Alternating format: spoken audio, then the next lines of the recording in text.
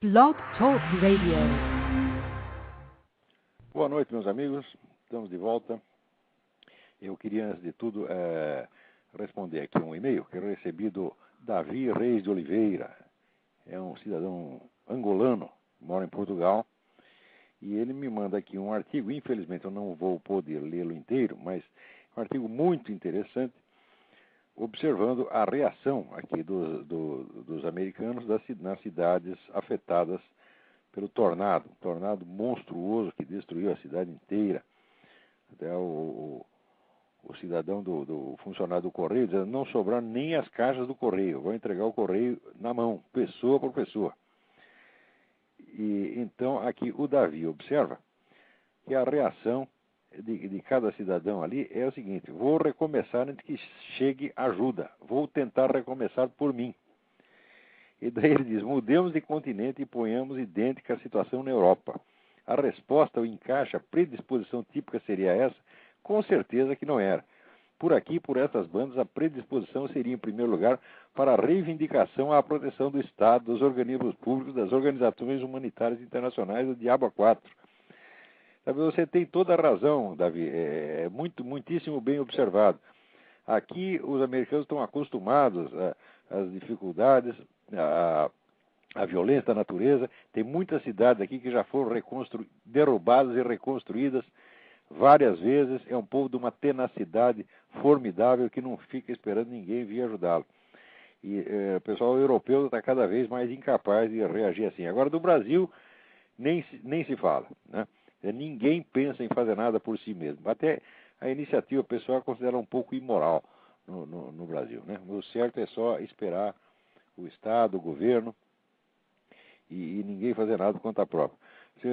Eu sugiro que vocês leiam este artigo, está no blog do Davi, que se chama pleitosapostilas.blogspot.com.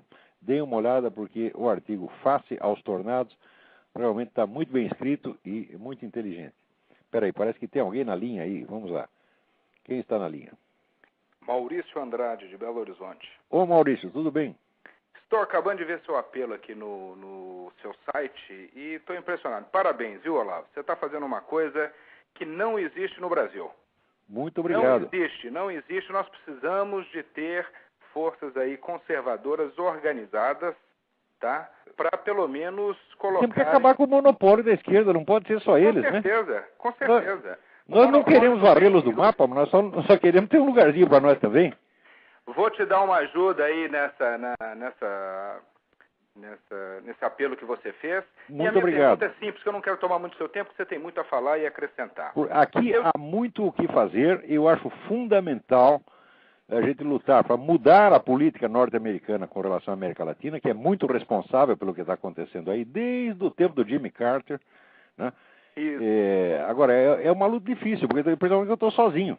O outro lado tem... Não está não. Pode ficar tranquilo que você não está não. Agora, minha pergunta é simples. Eu queria saber se isso que você está começando a fazer e está fazendo bem, tem alguma semelhança com o que, de certa forma, aconteceu nos Estados Unidos quando surgiu a rede Fox News. E eu fico impressionado, às vezes, aqui, de ouvir um cara, outro dia que eu comecei a assistir, o tal do Bill O'Reilly. O Bill O'Reilly é maravilhoso. Que senta o cacete na esquerda americana e, na realidade, ele não precisa fazer isso. Ele só coloca o verme ao sol. Quando você coloca ao sol, o sol se carrega do resto. Matou, exatamente. Exatamente. Mas, a gente precisava ter um Bill O'Reilly na televisão brasileira, viu? Pois é, você podia fazer isso. Você tem que ou fundar a Fox ou virar o Bill O'Reilly da televisão brasileira, que precisa disso aqui. E eu só fiquei sabendo, já te conhecia antes do Manhattan, mas só fiquei sabendo do seu site e das suas coisas através do site do Reinaldo Azevedo, que realmente também é uma outra coisa muito boa que tem acontecido. É outra força positiva Brasil. Que tem no jornalismo brasileiro. Mas aos poucos está crescendo, porque você veja, 10 anos atrás eu estava totalmente sozinho no Brasil, agora não estou mais. Pois é. Né? Pois é. E aqui também, agora estou sozinho, daqui a pouco não vou estar mais. Não está não. Parabéns. Já não estou mais. Pode continuar seu programa e vou fazer uma contribuiçãozinha aí. Quando eu passar na Virgínia, eu vou te dar um alô. Venha mesmo. Tá? Muito obrigado, Maurício. Obrigado pela força. Um abraço, até logo. Tchau. Então, agora, às vezes, o Davi observa, do americano tem muita iniciativa, tá? É muito verdade. Agora, para vocês não pensarem que tudo aqui são luzes, veja só o que aconteceu aqui. Um professor do Glendale Community College, no Arizona, Walter Kerhovsky, está ameaçado de demissão porque ele distribuiu aos colegas um e-mail contendo a mensagem de Dia de Ação de Graças de George Washington, de 1798. Então acharam que é um assédio religioso, quer dizer, um texto do fundador do país, né? O cara distribuiu lá as palavras de George Washington e está ameaçado de perder o emprego, né? Porque daí se move contra ele todo esse pessoal politicamente correto, que não perdoa nada, que são sempre fanáticos, eles estão sempre no ataque, sempre. Eles nunca vão dar sossego. Se alguém espera que seja possível haver uma convivência tranquila e democrática com essa gente, respondo eu, não é. Não é porque não é isso que eles querem. Eles querem não a democracia, não a concorrência leal, não o rodízio de poderes. Eles querem a destruição total de quem não concorda com eles. Eles querem simplesmente varrer do mapa quem não concorda com eles. Aliás, qualquer pessoa que tenha um plano global para a humanidade sempre será assim. Porque eu acho que o ser humano decente, ele sabe que ele não tem cabeça, não tem capacidade para pensar as coisas numa escala universal e ter uma solução para todos. Quem tem uma solução universal na cabeça é um bandido, é um assassino, já por natureza. É certo? Uma pessoa perigosa. Ora, o mundo seria muito melhor se não tivesse tanta gente tentando melhorá-lo. O que a gente tem que fazer é melhorar nós próprios, melhorar o nosso círculo de ação pessoal e agir dentro daquilo que a gente tem conhecimento e que a gente tem efetivo domínio. Esse negócio de querer reformar o mundo é sempre coisa de genocida. Então, com essa gente não é possível a convivência democrática. Então, já que eles querem nos destruir, bom, nossa resposta não pode ser querer destruí-los. Nós não vamos sair aí fuzilando pessoas que nem eles gostam de fazer, que nem vivem fazendo em Cuba, né? Mas nós podemos desmoralizá-los. Devemos desmoralizá-los a tal ponto que eles tenham vergonha de sair na rua. Se a gente contar tudo que tem para contar desses caras, tá certo? Ninguém vai nem querer olhar para eles. Olha aqui, eu vou dar aqui um exemplo. O meu amigo Luiz Afonso colocou no site dele, Contra a Maré Vermelha, que é um blog, againstred.blogspot.com, tá certo? Ele colocou lá um link para um vídeo que está no YouTube, em que um desertor da KGB, em 1984, explica que a ideia popular de que a KGB é um órgão de espionagem é muito errada. Ele diz que a quase totalidade das atividades da KGB é uma atividade de subversão ideológica, quer dizer, de penetração profunda nos meios de comunicação do país adversário, nos meios de comunicação, na mídia do país adversário, mídia, cinema, show business, etc., tudo, tá certo? E criaram uma política de desmoralização do país. E dizia ele, em 1984, que àquela altura o trabalho já estava praticamente realizado. Isso quer dizer que pelo menos metade da opinião pública americana, as convicções que essa gente tem são exatamente as que a KGB tinha começado a inocular aqui desde 1950. Dizia ele, então, que já era mais de 3 décadas desse trabalho, tá certo? Sobretudo através, vamos dizer, do show business e também da mídia. A opinião média do New York Times hoje é a opinião da KGB. E vocês não pensem que com o suposto fim da União Soviética, a KGB parou de agir. As tais medidas ativas de subversão ideológica continuam igualzinho. E são bilhões de dólares que são gastos nisso. Tá certo? E o número de pessoas que trabalham para isso é incalculável. Quer dizer, não é aquela coisa de espionagem, de gente escondida. Não. É uma coisa de massa. Tá certo? E isso quer dizer que o que as pessoas recebem hoje como opinião, vamos dizer, mainstream, como opinião dominante da mídia americana, foi criada aqui pela KGB. Quer dizer que a opinião pública americana foi passiva em relação à propaganda soviética. A propaganda soviética que é o fator ativo, tá certo? E a mentalidade norte-americana foi recipiente passivo disso. É claro que não totalmente passivo, porque tem uma boa parte de gente que reage. Mas mesmo as pessoas que reagem, elas não têm uma visão da profundidade desta ação soviética aqui, ação que continua até hoje. Na KGB não foi demitido um único office boy, tá certo? O orçamento não diminuiu em um tostão, a coisa continua agindo até hoje. sem contar a espionagem chinesa, que era até vamos dizer, o serviço secreto chinês, que era até protegido pelo Bill Clinton em troca da ajuda de campanha que ela recebeu. Então, dê uma olhada lá no againstred.blogspot.com. Se tiver dúvida, eu também coloquei um link para este vídeo na minha página no Orkut. É só entrar na minha página e procurar vídeos, você vai ver. Agora, ali eu também estou colocando os links para 2 outros vídeos importantíssimos. Um chama Pense sobre Aborto. Dê uma espiada nesse vídeo. Vamos dizer que tem todos os dados fundamentais, assim, em 10 minutos o vídeo resume tudo o que você precisa saber para entender que toda esta campanha abortista é deliberadamente mentirosa em tudo o que ela afirma, em cada detalhe, A começar pela alegação de que, vamos dizer, é preciso liberar o aborto por causa das mulheres pobres. Né? Então ali mostra assim que as mulheres pobres, que as mulheres pobres são sempre a minoria. Quem faz aborto é a classe rica.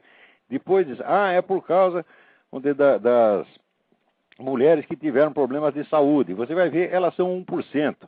Em suma, o que o pessoal quer é um aborto lúdico, tá certo? É um aborto à vontade, o aborto a pedido, o aborto por encomenda, o aborto a qualquer hora, a qualquer etapa da vida do bebê, pode ser 1 minuto antes do nascimento, 3 minutos, e a pessoa ainda tem dúvida de se aquilo que está lá é um ser humano. Quer dizer, não é possível, quer dizer, porque só porque abriu a barriga e o sujeito saiu, ele não era humano e se tornou humano, quer dizer, que mágica seria essa? Né? Quando espremidos por este argumento, eles respondem, não, de fato nós não sabemos onde começa a vida. Olha, onde começa a vida todo mundo sabe, a vida começa na fecundação, isso é coisa óbvia, né? Isso é um dado elementar de biologia. O que eles querem dizer é que nós não sabemos se aquela criatura que está lá é um ser humano ou não, porque eles imaginam que a condição de ser humano é uma coisa cultural, quer dizer, conferida pelo Estado, depois que o nego nasce. Agora, acontece se a condição humana não for natural, for cultural, então ela não pode ser concedida na hora do nascimento, porque não é possível que o sujeito, então logo nasceu, já absorve a cultura do seu meio. Então, esse raciocínio implicaria que o nego só ia ficar humano lá pelos 3 ou 4 ou 5 anos, e que antes seria um bichinho. Então, por que não poder matá-lo também aos 6 meses, 1 ano, 2 anos? Ou seja, todas as convicções abortistas são absurdas em si, são insultuosas à inteligência humana, não há nenhuma boa intenção por trás disso, é um desejo de alimentar o comércio de fetos, o comércio de órgãos humanos, a coisa mais macabra que já se inventou na humanidade. E esse vídeo, inclusive, mostra que você, somando todos os genocídios do século XX, você não chega a 1/10 do que vem sendo feito com o aborto, que já matou 804 milhões de crianças. Falando nisso, o segundo vídeo que está lá, que eu coloquei lá na minha página no Orkut, é um vídeo absolutamente impressionante, que é o depoimento do Dr. Bernard Nathanson. O Dr. Bernard Nathanson era um dos líderes do movimento abortista nos anos 60, 60, 70, e era dono da maior clínica de aborto que tinha nos Estados Unidos. E ele começa o depoimento dizendo assim, eu quando criança, eu era religioso, eu ia na escola judaica e o rabino me ensinava a Torá, etc, etc. Quando eu voltava para casa, o meu pai, que tinha sido educado na religião judaica, mas que tinha rompido com ela, ele ria da minha cara, ele me ridicularizava. E de tanto ele fazer isso, eu fiquei inibido de ter religião e acabei me tornando ateu. Mais tarde, quando entrei para a medicina, entrei para esse negócio do aborto, né, eu me tornei o quê? Eu me tornei um assassino em massa, eu me tornei um genocida, porque eu fui responsável pela morte de 75 mil crianças inocentes. E por aí vai o depoimento dele, e mais adiante ele mostra como ele e os outros líderes do movimento abortista falsificaram dados, como os líderes do movimento abortista no Brasil estão falsificando agora, como esta maldita Folha de São Paulo falsifica ainda, tá certo? Que eu acho que o jornal deve ser processado por isso, tá certo? Quer dizer, o jornal que promete a cobertura honesta e depois cita dados furados, tá certo? Propositadamente falsificados por um órgão americano, dizendo que tem mais de 1,5 milhão de abortos clandestino no Brasil, quando na verdade não chega a 200 mil. Então, o jornal que faz isso, você tem que dar uma queixa na delegacia do consumidor, porque isso é propaganda enganosa. Vejam o vídeo do Dr. Bernard Nathanson. Eu tenho uma grande admiração por esse Dr. Bernard Nathanson, porque quando ele está só fazendo a coisa certa, é uma coisa. Agora, quando você, vamos dizer, entrou fundo no crime, tá certo? E de repente você toma consciência do que você fez, é preciso uma coragem extraordinária, é preciso uma inspiração divina, tá certo? Por nego confessar o que fez e, vamos dizer, sair lutando para corrigir o mal que fez. Esse Dr. Nathanson é um grande homem. Muito bem, vamos aqui responder mais alguns e-mails. Peraí, tem gente na linha aí, vamos lá. Alô? Alô, Olavo? Eu? É o Márcio Davi de Brasília. Ô, Márcio, tudo bem? Tudo bom.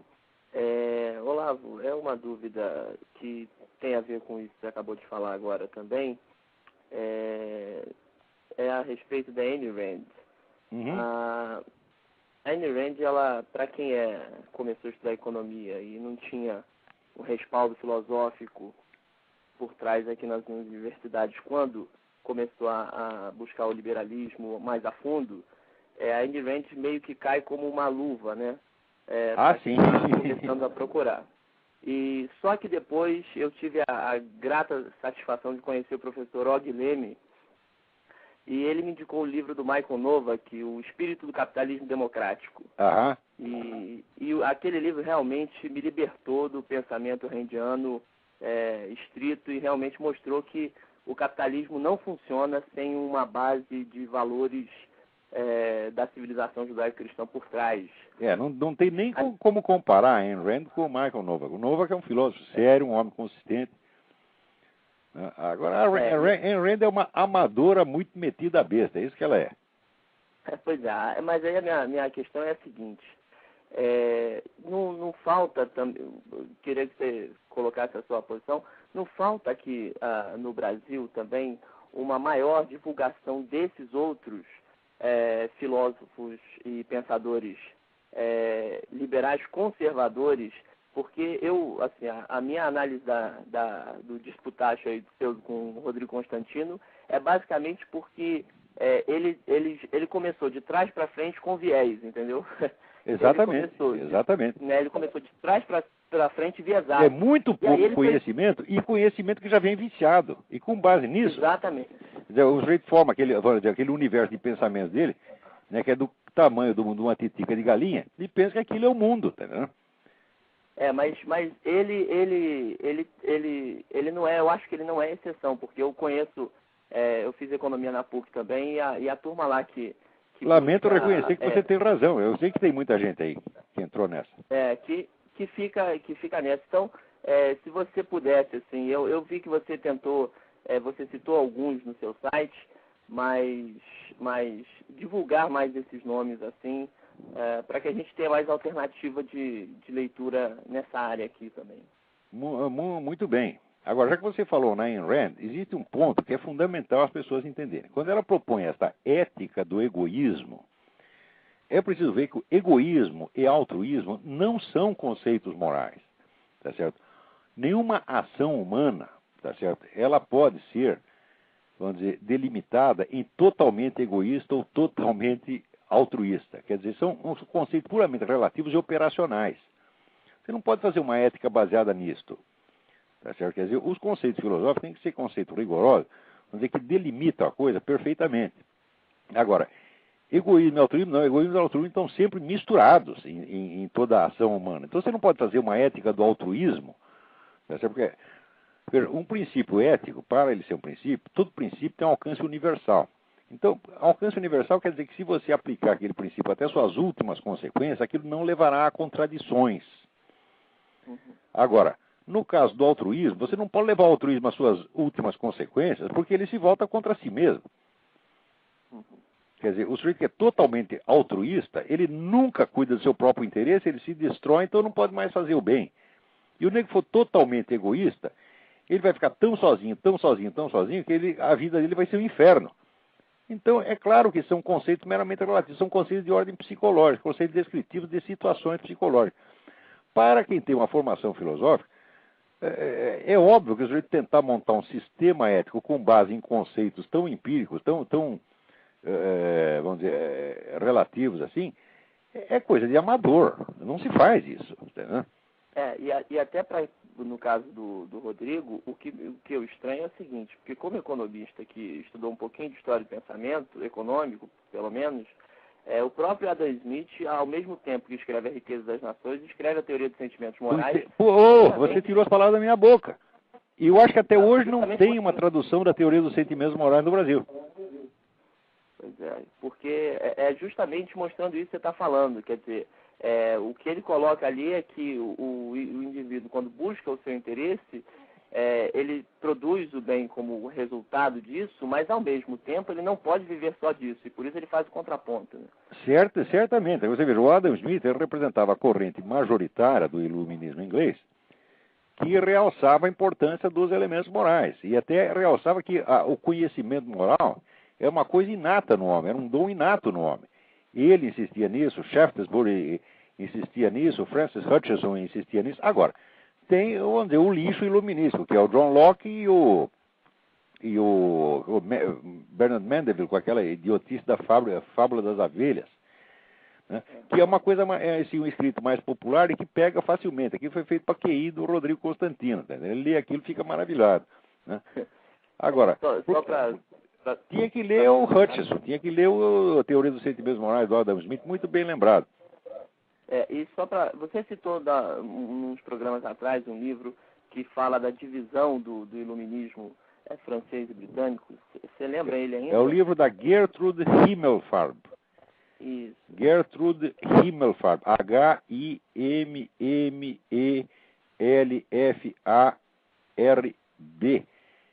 Ela era esposa do Irving Kristol, que foi um dos grandes teóricos do conservadorismo aqui nos Estados Unidos. Uhum. E ela escreveu uma série de livros muito, muito importantes. Agora, tem outros autores dessa área que, por exemplo, o Russell Kirk, ninguém pode deixar de ler o Russell Kirk. O Russell Kirk é um pensador sublime. Se você quer ter ideia do que é a elevação moral que está dentro da ideia da democracia capitalista, o Russell Kirk é, como pessoa e como autor, uma espécie de encarnação disso. Porque é um escritor de uma nobreza, de uma elevação de sentimento que dá gosto você ver. Agora, eu acho que não tem nenhum livro do Russell Kirk traduzido no Brasil, e naquela porcaria daquele dicionário crítico do pensamento da direita, feito pelo senhor Emir Sader e outros bocó de mola que nem ele, não é citado nenhuma vez. Quer dizer, como você pode falar de pensamento de direita e não conhecer o Russell Kirk? É o fim da picada. Não tem nenhuma tradução. Eu procurei aqui na Cultura, na Saraiva, nada. Não tem não, nada. Aí tem um bloqueio mesmo, Isso é uma política deliberada. Todos esses editores brasileiros, com raríssimas exceções, que são editoras pequenas, os grandes editores no Brasil são todos comprados por esse movimento comunista quando não são comunistas eles próprios. Tá certo? E todos sem vergonha. Todo pessoal que vive de picaretagem. Você vê o falecido Enio Silveira, dono da civilização brasileira. Ele, poucos meses antes da morte dele, ele me confessou que a editora dele, durante o tempo da ditadura, que era a maior editora comunista do Brasil, vivia de dinheiro do governo militar. Quando a situação engrossava, ele ia lá no Golbery, pedia dinheiro, o Golbery dava. Esse pessoal é um bando de picareta, por isso que o Brasil não vai para frente, o pessoal está acostumado com isso, tá entendendo? Quer dizer, a picaretada está no sangue.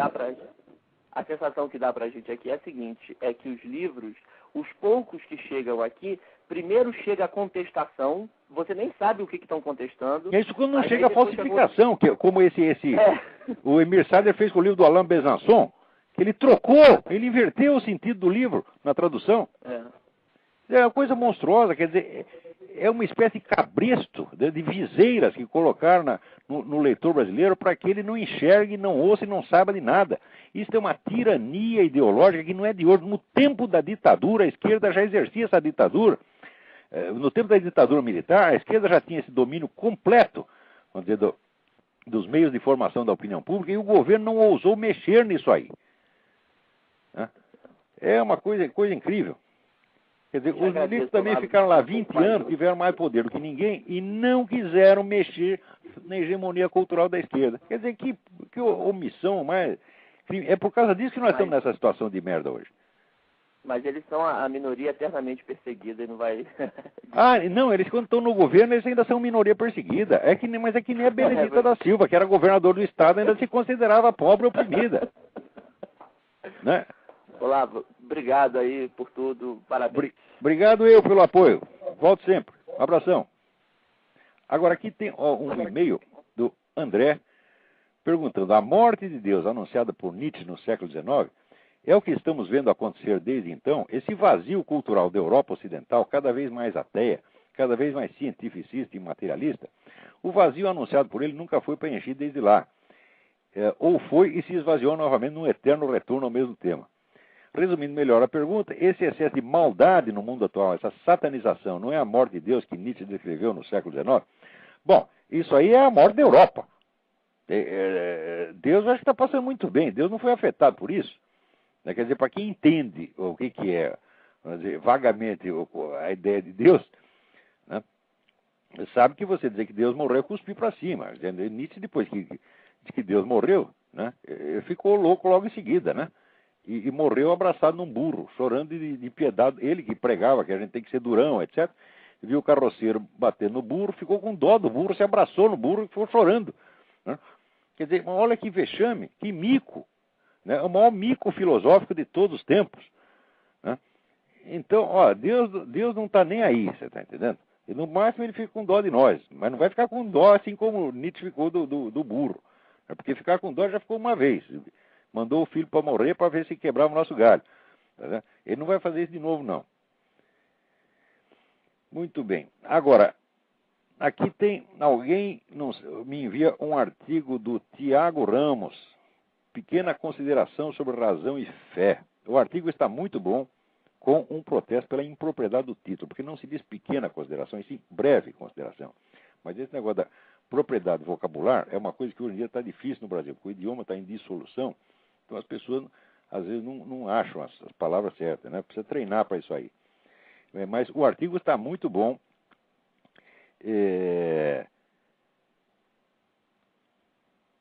Esse é um artigo sobre a Bíblia, quer dizer, o que é exatamente a Bíblia, e ele, usando aqui ideias que ele teve do Donoso Cortés, Juan Donoso Cortés, que foi um grande escritor conservador espanhol, e do Eric Voegelin,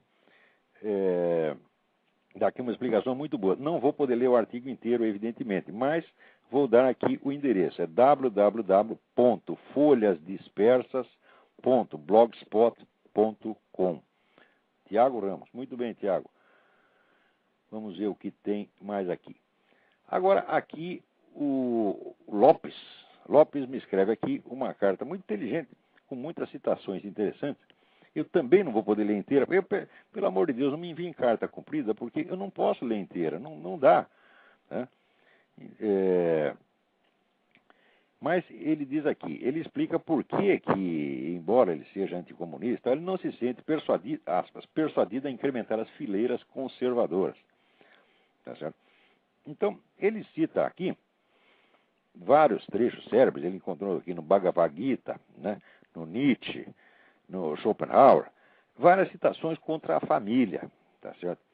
E ele diz que como a Igreja Católica fomenta a família, né, ela, na verdade, ela pode criar uma espécie de politicamente correto em cima do outro. Algumas dessas citações, por exemplo, ele cita aqui o Bhagavad Gita, né, onde Arjuna, né, o herói da história, Arjuna, se enfrenta com a família, os inimigos dele saem da própria família. E então, quando ele fica com dó dos parentes e não quer matá-lo, aparece Krishna e disse, né, que essa fraqueza era indigna de um guerreiro, que ele tinha que se levantar e matar os parentes mesmo. Bom, muito bem. O Bhagavad Gita é uma imagem da alma humana, tá certo? Se existem algumas exegeses maravilhosas sobre isso, entre as quais uma que eu não me lembro exatamente que livro está, mas se você procurar entre o livro do Martin Lings, você encontrará uma belíssima explicação.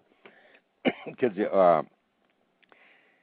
esses parentes, né, em guerra são todos os componentes da alma humana, e alguns têm que ser liquidados mesmo. Quer dizer, alguns podem ser reaproveitados, mas outros têm que ser cortados. Quer dizer que isso aqui não é um apelo a que você mate fisicamente os seus parentes. Depois, na citação aqui do Nietzsche, né, ele diz: o filósofo tem horror ao casamento e a tudo que a ele poderia conduzir. Qual grande filósofo foi casado? Heráclito, Platão, Descartes, Spinoza, Leibniz, Kant, Schopenhauer não foram. Mas ainda não podemos sequer imaginá-los casados. O filósofo casado é coisa de comédia. Né? E aí vai. Bom, aqui, espera um pouquinho. Filósofo casado foi Aristóteles. O maior dos filósofos foi casado. Ainda pior, casou 2 vezes, porque ficou viúvo e uma vez só não bastou. Casou de novo. E se você vê, vamos dizer, o testamento que Aristóteles deixou, né, dividindo os seus bens entre seus parentes, seus amigos, os seus protegidos, etc., etc., você vê o profundo carinho que esse homem tinha, né, pela sua família, até pelos seus escravos, quem ele tratava como amigos, e a quem ele libertou, legou propriedade para eles. Então, eu digo, olha, o maior dos filósofos foi casado, e se os outros não foram, quer saber? Fodam-se, eles não sabem o que estão perdendo. Família é muito bom, é muito bom. Dá trabalho e custa dinheiro. Aqui nos Estados Unidos tem um ditado: não constitua família se você não tem dinheiro para pagar as fraldas. Tá certo? Então, mas se você tem algum dinheiro para pagar as fraldas, então constitua a família assim. Desse exemplo que Nietzsche cita, por exemplo, Kant e Leibniz, tá certo? Não se casaram por motivo de saúde. Eles não tinham saúde suficiente, né, para ter que sustentar uma família e ficar lá transando com a mulher. E o Kant, na primeira transada, ele ia morrer. Entendeu? E Leibniz também estava muito mal das pernas, então mal dava para ele estudar. Né? Agora, se além de todo o trabalho científico e também diplomático que Leibniz fez, ele fosse casar, ele teria morrido. Né? Spinoza não casou porque Spinoza não gostava de ninguém. Tá certo? E Descartes porque ele comia empregadinhas. Né? E Schopenhauer também. Schopenhauer comeu quantas empregadinhas pôde e as tratou muito mal porque era um machista sem vergonha que não tinha o menor respeito pelas mulheres que o serviam. Quer dizer, e o Nietzsche o que era? O Nietzsche era um solitário, tá certo? Que não se ele dizia o seguinte: quando se aproximar das mulheres, leve um chicote. Ele não se aproximaria delas nem com um tanque de guerra. Por quê? Porque era um homem tímido, era um cagão. Você está entendendo? Então ficava lá trancado num quarto de pensão miserável, tocando punheta e pensando besteira. Você está entendendo? Esta é que é a realidade. Então essas pessoas são imaturas. Tá certo? Eu, quando quero aprender filosofia, eu vou procurar um homem adulto, quer dizer, um homem adulto que nem Aristóteles, tá certo? Que sabe o que está falando, tem experiência da vida, tá entendendo? Os outros, perto de Aristóteles, são tudo crianças, tá certo? Com exceção de Platão, que foi, vamos dizer, o mestre dele. Né? Existe algum motivo vago para crer que Platão era um homossexual. Então, não ia casar mesmo, porra. Assim, né? E se casasse, não ia ter família, porque ainda não existiam esses milagres da técnica que esse pessoal hoje quer fazer. Né? Então, e ele cita aqui o Schopenhauer, né, dizendo que... Como é que é o negócio? Não, ele cita o Huberto Roden, que todo ter nos escraviza, somente o ser nos liberta. Então, por isso não devemos ter família. Mas você mesmo, Lopes, você responde a isso com a citação que você coloca do Schopenhauer uma linha acima. Disto que mulher e filhos não estão não se contam entre os bens que uma pessoa possui, porque ele é muito mais posse da família. Eu que tenho esse montão de filhos, eu sei, você é posse da família, você serve a eles. Agora, você tem razão quando você diz que a família limita a liberdade pessoal. Tá certo? Porém, note bem, a liberdade pode ser vista em 2 planos. Isso é muito boa a sua carta, porque ela levanta um problema que é de fato importante. Quando se fala em liberdade, a palavra tem 2 sentidos. Uma coisa é a liberdade civil, quer dizer, o cidadão está livre da opressão do Estado. Tá certo? Outra coisa é a liberdade pessoal, dele poder fazer o que ele dá na telha, tá certo? De ele viver conforme os seus meros impulsos, seu gosto, seus caprichos, etc, etc. Essas 2 liberdades, na verdade, são antagônicas, porque aquele que vive segundo os seus caprichos, tá certo, não alcança a maturidade e não tem força e nem inteligência para perceber quando está sendo manipulado ou oprimido pelo Estado. A massa que busca satisfação e busca prazer é a coisa mais manipulável que existe.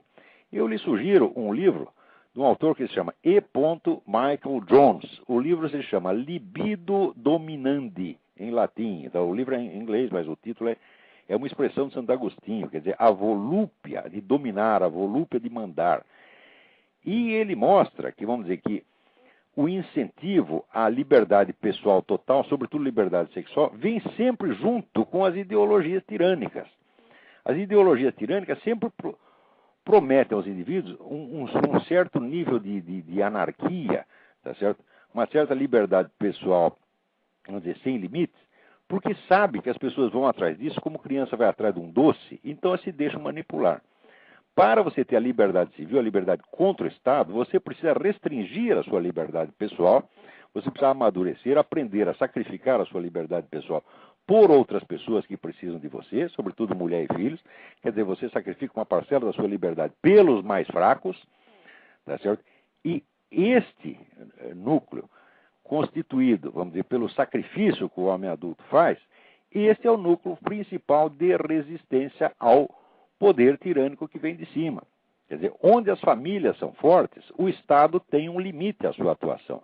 Onde as famílias se dissolvem, todo mundo vira uma massa anônima, vira todo mundo criancinha, cada um atrás dos seus prazeres, dos seus brinquedinhos, dos seus gostos, o Estado manda em todos uniformemente, porque você atomiza, você dissolve as autoridades intermediárias, a começar pela autoridade paterna, tá certo? Você dissolve as autoridades, você dissolve a escala de autoridade que existe na sociedade e só fica 2 degraus na escala, fica o de cima e o de baixo. Quer dizer, quem não está em cima está embaixo. Isso é a definição do totalitarismo. Então, é claro que a família limita a liberdade pessoal, mas ela é o grande instrumento de defesa da liberdade civil. Então, vamos lá, vamos ver o que mais temos aqui. Ah, olha aqui. Alguém aqui me mandou essa notícia de que o Vaticano propõe um acordo anti-aborto. Está negociando com o governo brasileiro um acordo, eu não sei o que o Vaticano está oferecendo em troca disso, mas nesse acordo o Brasil renunciaria a legalizar o aborto e, vamos dizer, pararia as exceções da legislação de aborto onde elas já estão. Note bem que essas exceções atualmente são que o Estado brasileiro admite o aborto em caso de estupro ou estado de risco iminente de vida para a mulher. Quer dizer que são dois argumentos que os camaradas vivem usando a favor da descriminalização e que são perfeitamente inúteis porque são coisas que já têm. Então, a pretexto de proteger as mulheres que são estupradas ou que estão em risco, eles querem liberar o aborto para todas as outras que não estão em risco, que não foram estupradas coisíssima nenhuma, e que simplesmente querem sair dando para todo mundo, tá certo? E, vamos dizer, respaldar a sua diversão com a morte dos bebês. Quer dizer, o bebê é obrigado a morrer para a mulher poder se divertir, né? Porque ela também não quer ter barriga, ela não quer perder a linha, essa frescura toda, né? Quer dizer, por causa de um capricho, de uma frescura, tem que matar as crianças. Muito bem. Agora, acontece que se o Vaticano realmente propôs isto é um sinal, é um acontecimento de uma importância fora do comum.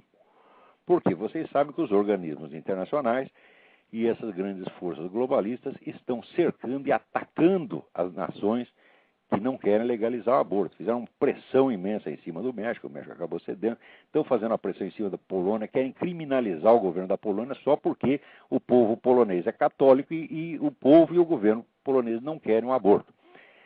Então, a Polônia é um centro de resistência contra esta tirania globalista que quer uniformizar as leis no mundo inteiro.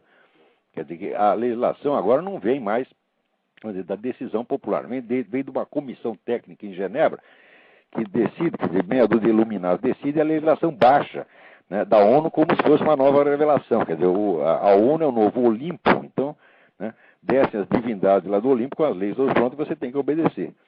Então, a Polônia é um centro de resistência contra isso. E o Vaticano, evidentemente, é outro. Tá certo? E uma parte dos Estados Unidos também é. Quer dizer, metade dos Estados Unidos é uma resistência contra isso. E eu estou vendo que se o Papa quer fazer do Brasil um outro polo dessa resistência, isso significa nada mais, nada menos que o seguinte: a guerra começou. Começou a guerra da Igreja contra a nova ordem mundial.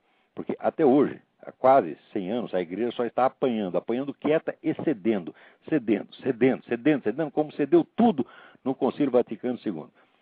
Se esse Papa está reagindo finalmente, olha, é uma coisa de você rezar para que Deus o proteja e o fortaleça.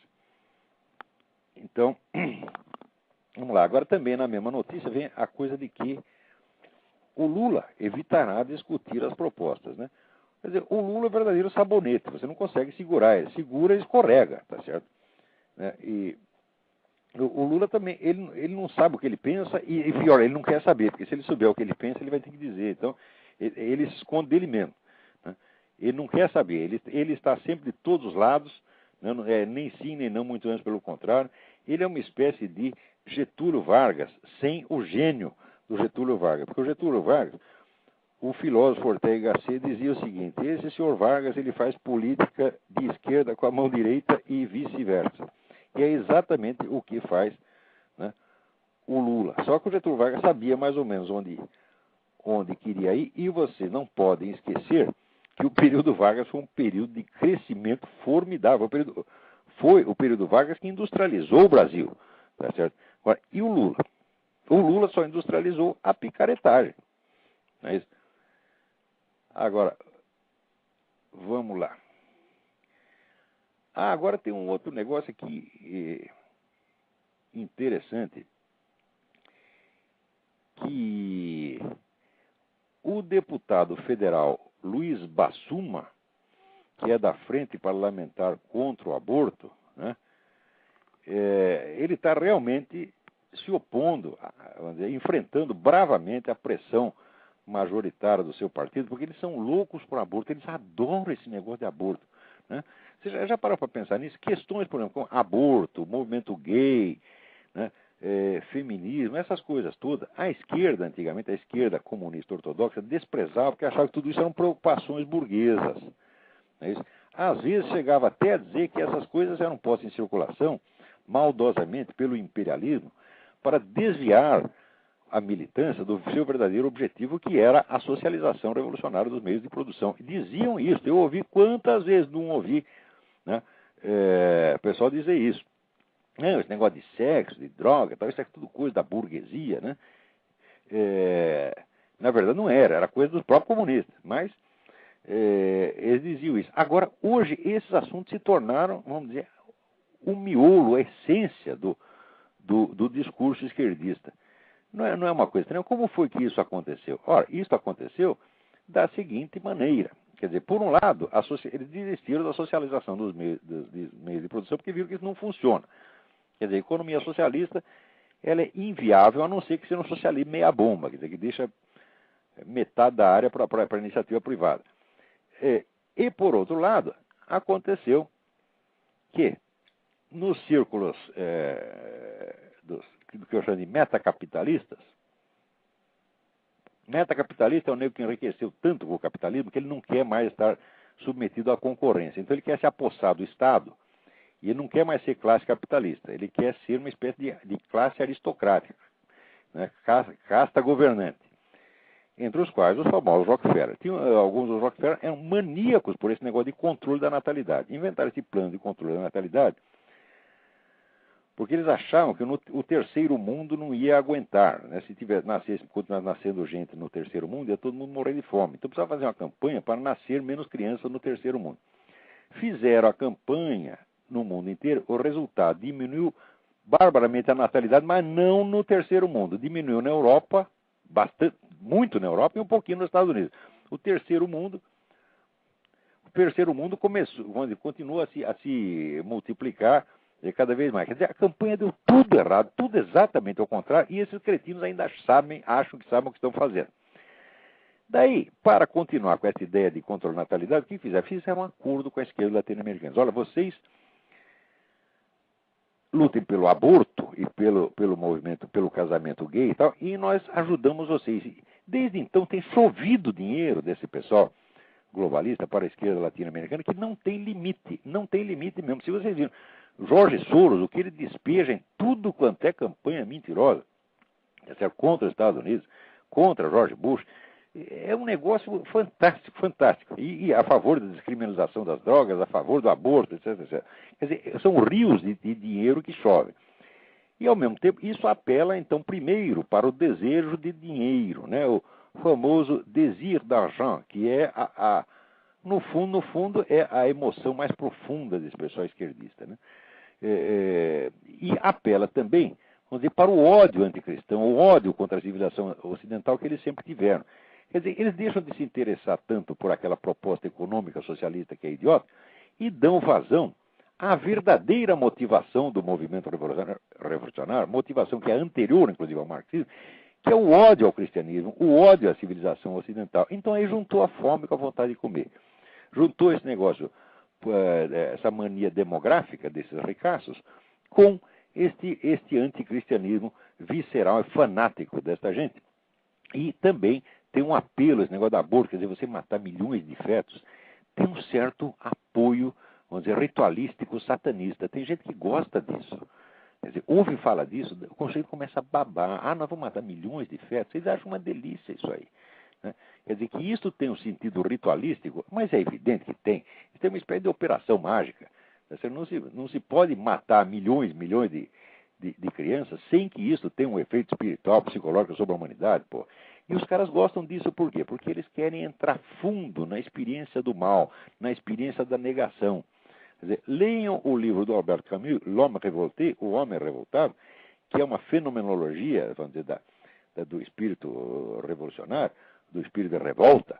Tá certo? E vocês vão ver que, no fundo, toda revolta, como diz ele, é revolta metafísica, é revolta contra Deus, é revolta contra a ordem do cosmos e é revolta contra a realidade. É amor à destruição enquanto tal. Então, ora, se você já tem, no fundo, aquele amor à destruição, aquele ímpeto sadístico, né? E ainda chega o Rockefeller enchendo você de dinheiro para você trabalhar por isso, ora, pô, é um tesão, né? Eles não resistem. Então é por isso que eles adoram esse negócio de aborto, eles ficam com tanta raiva quando alguém os desmente. A motivação deles é totalmente irracional, maligna, não é digna de respeito. Agora, acontece que este deputado está aí bravamente enfrentando pressões de gente que quer até expulsá-lo do partido. E aqui tem um artigo que saiu no Correio Brasiliense dizendo que ele é contra porque ele é espírita. Não é isso? Então, ele, como espírita, absorve a parte da doutrina cristã, então ele é contra o aborto por causa disso. Agora, se eu fosse espírita, também seria contra o aborto. Por quê? Porque o nego é abortado, ele reencarna petista. Tá entendendo? E isso é o pior de tudo, né? Você ficar com tanta raiva de ter sido abortado, que eles, vou voltar e vou entrar no PT. Tá certo? Então, muito bem. Ó, parabéns aí ao deputado Luiz Bassuma. Coragem, desculpa a brincadeira. Coragem, vai em frente. Vamos lá. Que mais temos aqui? Vocês viram esse negócio da França? Quer dizer, o pessoal realmente não gostou do resultado da eleição. E esquerdista é assim. Eles dizem, nós queremos a democracia, nós queremos o voto popular, etc. Nós temos o voto popular, eles esperam e saem quebrando tudo. Quer dizer, a eleição, mas não é eleição. É eleição, mas só eles podem ganhar. Você votou no outro, não pode. É eleição, mas não pode, só pode votar num lado. E sempre foi assim, e sempre será assim. Quando é que vocês vão entender que esquerdista é maluco mesmo. O esquerdista tem um parafuso a menos, e é gente perigosa. Esquerdista não é normal, meu Deus do céu. Se esquerdista fosse normal, teria existido esquerdista ao longo de toda a história. E o esquerdismo não existia esquerdismo, quer dizer, veja, milhões de pessoas, cada uma delas achando que tem a solução dos problemas do mundo na cabeça e que tem que matar quem não concorda, isto nunca existiu na história humana em civilização alguma. E isso foi uma coisa que foi aparecendo lentamente na Europa, primeiro com grupos minoritários, grupos heréticos dentro da igreja, foram se rompendo com a igreja, inventando o cristianismo deles, o cristianismo ao qual eles mesmo eram o Cristo, né, o Cristo que vinha,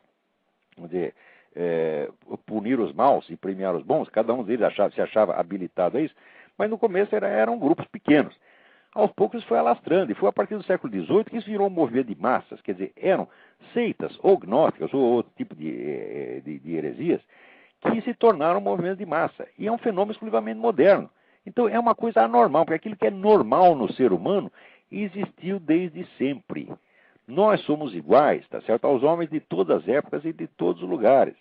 Pode ser no século V a.C., no Egito, né? na Patagônia, na China, no Uruguai, o ser humano, ele tem uma estrutura permanente que permite que nós nos reconheçamos por trás das nossas diferenças meramente culturais, históricas e epocais. Tá certo? Quer dizer, a condição humana é a mesma e permite o reconhecimento. Tá certo? Agora, coisa que não existe permanentemente no ser humano, coisa que só existe numa certa civilização, durante uma certa época, é claro que é uma anomalia. Tá certo? Então, esquerdismo é uma doença espiritual. E olha, eu estou cada vez mais achando que não é só uma doença espiritual, estou achando que é uma doença psicológica no sentido clínico. No sentido clínico da coisa. Já existem alguns estudos que estão cada vez mais me levando a essa conclusão. Eu tenho lido umas coisas aí, depois num programa futuro vamos comentar isso aí. Muito bem. Agora, o meu amigo Carlos Granier, jornalista venezuelano, ele escreve aqui um artigo sobre o projeto do etanol, que diz que o acordo, né, para a produção do etanol resultou num desastre diplomático para a dupla Castro-Chaves e numa das tragicomédias mais assombrosas da história regional, nas quais a dupla perdeu frente à coalizão de países que têm interesse em desenvolver essa opção energética. Bom, é verdade. Quer dizer que, economicamente, isso foi, vamos dizer, um prejuízo para o Chaves. Foi, não, vai ser. Né?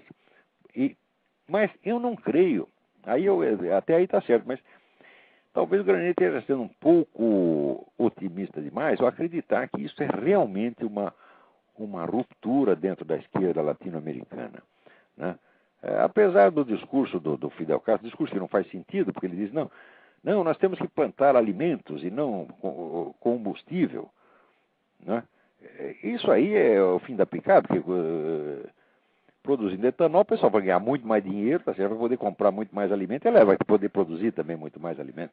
E, aliás, o próprio Fidel Castro sabe disso, porque antes eles mesmos eram entusiastas desse negócio do etanol, agora de repente mudaram de ideia, eles são dois palhaços mesmo. Mas eu não creio que isso seja uma ruptura profunda e efetiva na esquerda latino-americana. Por quê? Porque eles têm planos estratégicos comuns desenvolvidos ao longo de 50 anos. E essa questão do etanol é um interesse nacional brasileiro. Isso é bom para o Brasil, tá certo? Olha, o Lula não é contra o interesse nacional, mas acontece que o interesse nacional é a prioridade 2. A prioridade 1 é o poder da esquerda latino-americana, ele incluído. Ele não pode romper a unidade da esquerda latino-americana, senão ele está ferrado. Ele está ferrado, em primeiro lugar, politicamente, que o pessoal da esquerda vai fritá-lo. E pode estar ferrado até fisicamente, que o pessoal da Farc lhe manda dar um tiro na cabeça e babau, acabou-se o Lula. Tá entendendo? Quer dizer, isso não é brincadeira.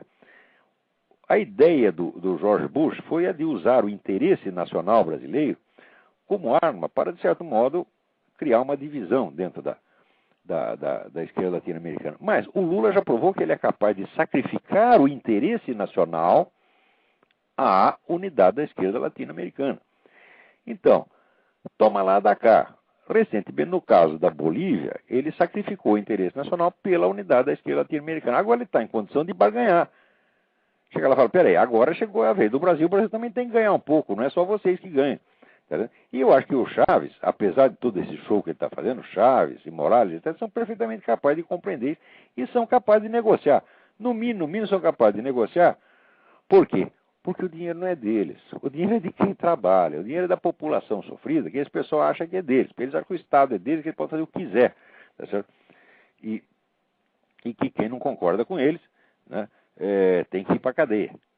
Aliás, por falar nisso, esta semana estava aí um grupo de deputados equatorianos, né, que foram caçados, foram simplesmente mandados embora do parlamento pelo presidente Correia, do Equador.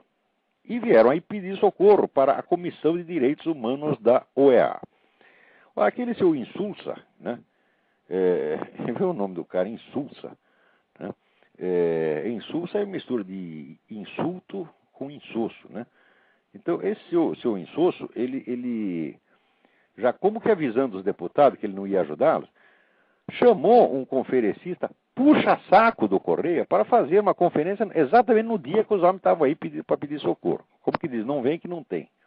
Né?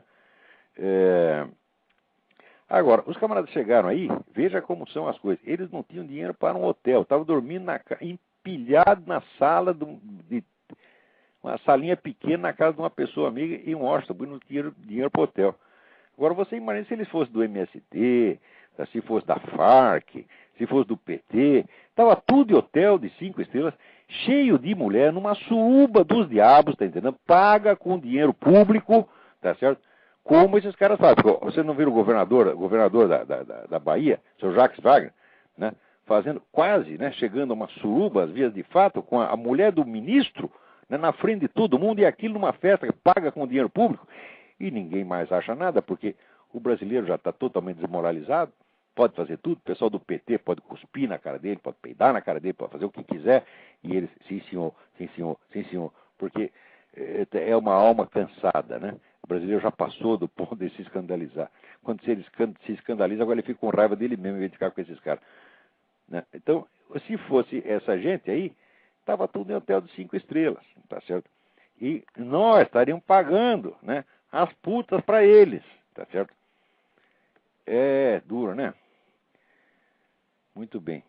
Esse seu Jacques Wagner, por exemplo, eu acho que tinha que ser tirado do cargo a pontapé, mas a pontapé e 10 minutos depois. Ele e esse Gilberto Gil que fica emprestando a mulher para o outro ficar se esfregando nela lá em público. Quer dizer, é corno, tá certo? É cornudo contente. Quer dizer, está mostrando aquilo e está orgulhoso, porque ele acha que ele é progressista. Isso é ser porque, né? O que antigamente era corno, agora é ser progressista, é ser um cara iluminado. Ora, porra, quer dizer, vai ser iluminado, pelo menos vai se ilumine com discrição, vai lá fazer a sua surubinha num hotel, tá entendendo? E vai fazer com o seu dinheiro, não com o nosso, porra. Né? Agora, tem muita coisa mais para falar, mas não há mais tempo. Deixa eu ver se tem alguma coisa muito urgente. Tem alguém na linha aí? Não, agora não tem ninguém. Então, muito bem. Não, o que quer que seja, vai ter que ficar para a semana que vem. Não dá mais. Lamento muito. Então, muito obrigado a todos. Até a semana que vem.